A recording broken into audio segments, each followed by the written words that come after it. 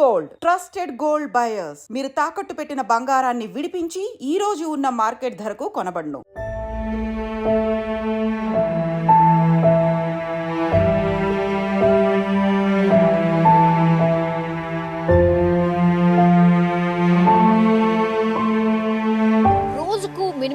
Minimum road ప్రమాదాలు చాలా అంటే చాలా ఎక్కువగా జరుగుతున్నాయి. అది 2 వీలర్ అనుకోండి, లేకపోతే కార్ అనుకోండి, బస్ అనుకోండి, ఇట్లా చాలా ఎక్కువ మట్టుగా అయితే రోడ్డు ప్రమాదాలు జరుగుతున్నాయి.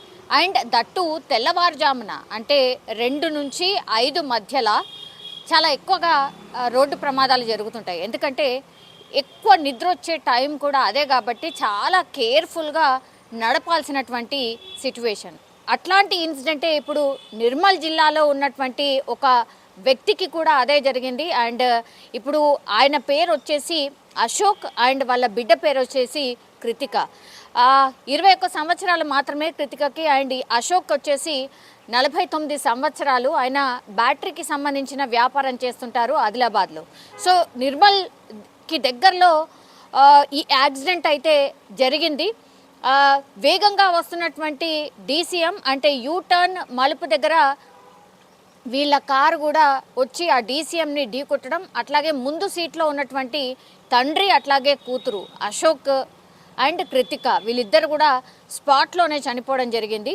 అండ్ ఇంకోటి ఏంటంటే ఇక్కడ యాక్చువల్లీ ఈ కార్కి డ్రైవర్ కూడా ఉన్నాడు, కానీ తెల్లవారుజామున నిద్ర వస్తుంది అని డ్రైవర్ చెప్పడంతో దీంతో డ్రైవర్ని వెనక్కి సీట్లోకి పంపించేసి స్వయంగా అశోకే డ్రైవ్ చేసిన పరిస్థితి. అప్పుడు ఈ DCM ఒక యూటర్న్ మలుపు దగ్గర చాలా అంటే యూటర్న్ తీసుకున్నట్టుగా కూడా ఎట్లా కూడా సిగ్నల్ కానీ ఏమీ కానీ వెయ్యలేదు. దీంతో ఆల్ ఆఫ్ సడన్ యూటర్న్ తీసుకోవడం, వెనకాల వస్తున్నటువంటి వీళ్ళ కార్ వేగంగా వెళ్ళి DCMని ఢీకొట్టడంతో స్పాట్లోనే ఇద్దరు చనిపోయారు. అట్లాగే ఈ DCM డ్రైవర్ అండ్ కార్లో ఉన్నటువంటి వెనక సీట్లో ఉన్నటువంటి డ్రైవర్కి కూడా తీవ్ర గాయాలైనటువంటి పరిస్థితి అయితే కనిపిస్తోంది. వీళ్ళిద్దరిని కూడా హాస్పిటల్కి అయితే తరలించారు. కానీ అత్యంత విషాదకరం ఏంటంటే డ్రైవర్కి నిద్ర వస్తోంది అని చెప్పగానే వెనక్కి వెళ్ళి డ్రైవర్ రెస్ట్ తీసుకుంటున్నటువంటి క్రమంలోనే తండ్రి అట్లాగే కూతురు కూడా ముందర సీట్లో ఉన్నటువంటి పరిస్థితి. అయితే వీళ్ళు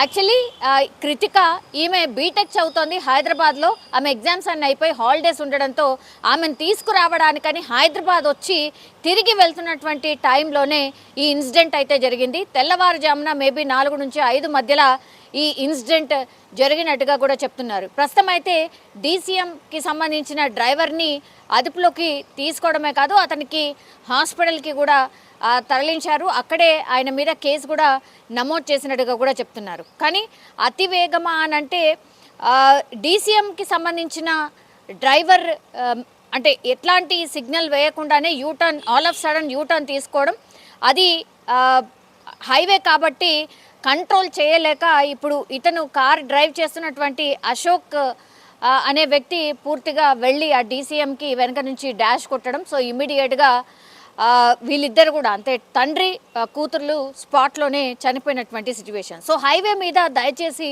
డ్రైవ్ చేసేటప్పుడు అట్లాగే పొద్దున డ్రైవ్ చేసేటప్పుడు మాత్రం చాలా అంటే చాలా కేర్ఫుల్గా ఉండాల్సిందే. అట్లాగే స్పీడ్ కూడా దయచేసి హైవే కదా అండ్ దట్టు తెల్లవారుజామున పెద్ద అడ్డు కూడా ఏముండదు కదా అని ఎక్కువగా 100 నుంచి 120 కిలోమీటర్ల వేగంతో వెహికల్స్ వెళ్తూ ఉంటాయి.